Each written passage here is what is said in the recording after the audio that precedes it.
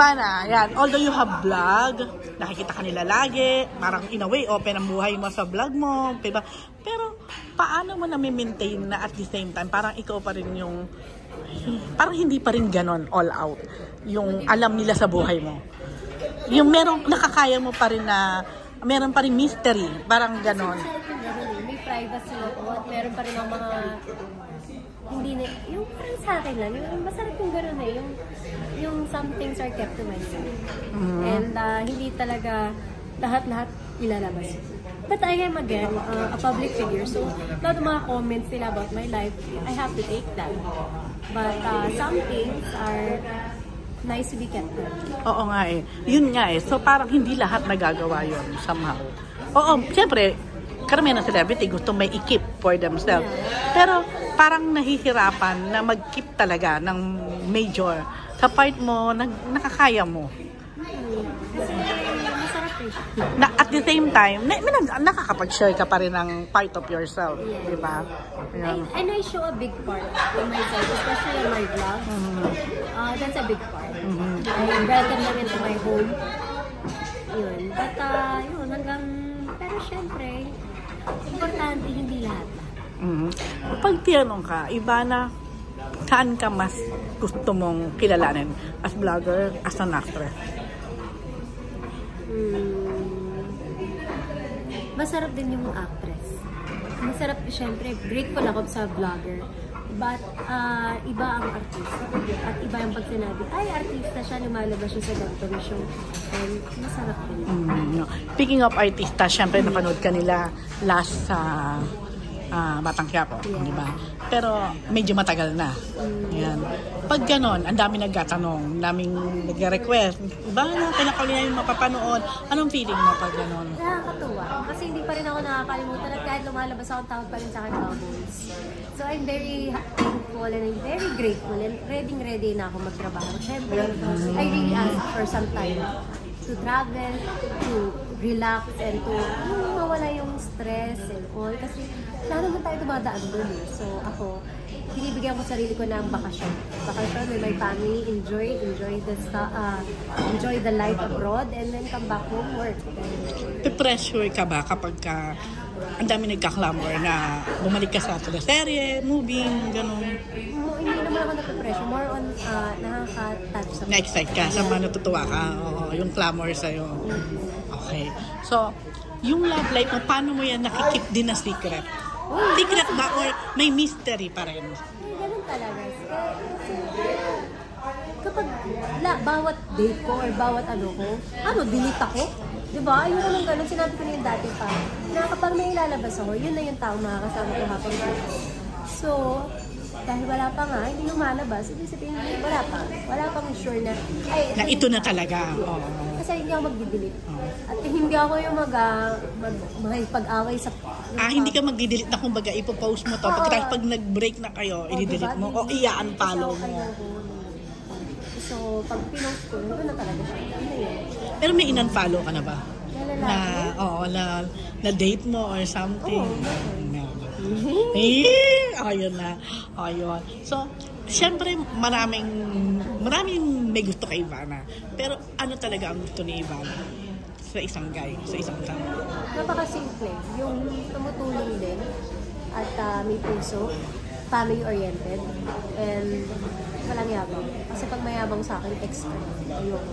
Yun yung number 1 turn off ko. Tama naman. Yung pumasok ang taon, bago pumasok ang taon ng 2025 hanggang 2025, although natakal yata kanina to, yung hula about na parang kumbaga, pag inano mo, hulang na talaga, pangalanan ka. Natakot ka? Hindi.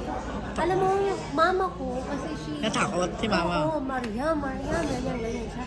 Ngayon ang gagawin natin, sabi ko, Mom, don't be afraid, because I'm not afraid. And even si Mona, dead ma, kasi parang wala naman totoong nakakapaghulang kung kailan ka mamatay. And another thing is, hindi naman ako natatakot kung kailan mo mag-go Lord. Ang kinakatakot ko, natapos ko na ba lahat ng gusto ko? Yan yung akin.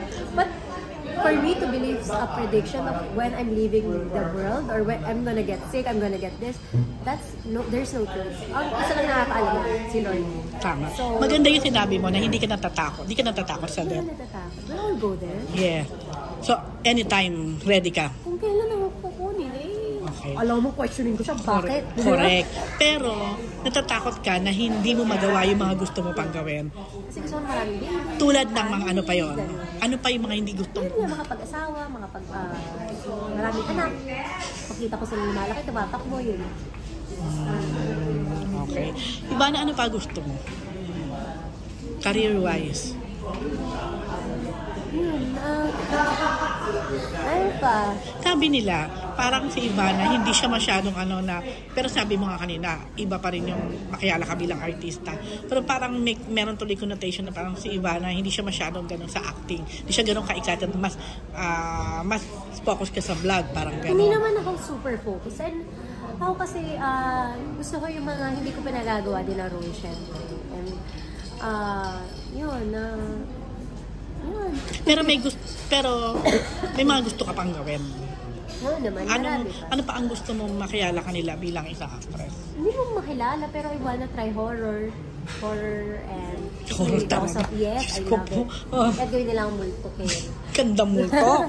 Yun, horror, action, I love it. At least na-achieve mo yun sa ano. Yes, DQ. dream come true yun. Thanks to focus. So, yun. Okay. I heard yung new teleserye mo, you will be first time yung magkakasama First time. to. Excited ka rito. Excited ako. Kilala Pero din kilala siya. mo na ba siya? Yes, kilala ko siya, pero hindi kami friends. Nag-meet na kayo? Yes, nag-meet na kami. Hi, hello, ganun. Oh, So, so what? hindi pa magkakilala. Pero hindi pa ini-reveal, di ba? Kaya hindi pa natin. So what makes you excited na siya ang bago mong leading man? Kasi syempre, bagong makakatrabaho, bagong matututunan, and it's a different genre. And I really love the story. Sobrang ganda ng story. Nung pinresent siya at pinit siya, ang ganda. Okay. Last election, alam ko, hindi ka talaga nag-endorse ng anyone na tatakbo. Nag-support po ako. Support ka ba? Kay Oo. Madam? Okay.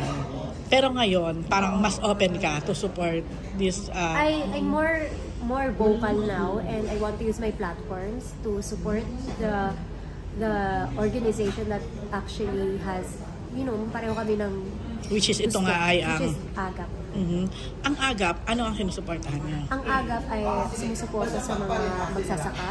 Sila ang bosses ng mga magsasaka, ng mga fishery, ng piggery, poultry, lahat po yan. Okay. Bakit yan ang heart mo? Kasi sila po ang nagbibigay sa atin ng pagkain. Sila din ang dahilan kung mas mapapamura natin ang bigas, ang isda, ang pagkain ng Pinoy. Ang Pilipino, at mga kababayan natin, hindi naman lahat kayang bumili ng napakamahal na bigas. And ako, hindi ko man na-experience yun, pero I feel what they feel. Kasi ganun ako parang gusto ko rin syempre makatulong. Paano? So, eto po talaga yung agaw. And I'm happy to support them. Marami na nakapanood sa vlog mo na marami ka nang tinulungan, randomly and sa lahat ng to, Ivana, saan ka pinaka-umiyak na touch? Yung after, parang hindi mo talaga makalimutan. Lapit na. Yan. Yun yung street prank. More on lahat ng mga street. Ang isa sa nakatouch sa akin yung police. Yung sa simbahan, yung binigay niya yung pera niya. Marami. Kahit yung iba talaga ang mga Pinoy. Iba yung values. Oh, I'm sorry. So, last na, what fears you? Kung walang loved ones ko, yung mangyari sa kanila. Yun talaga yan. Okay. Overall, kumusta health mo ngayon? I'm very, very good. I'm very healthy. Trangkaso lang dahil nga sa sobrang trabaho. Pero okay naman. Getting better and better. Okay. Thank you. Ayan lang. Thank you.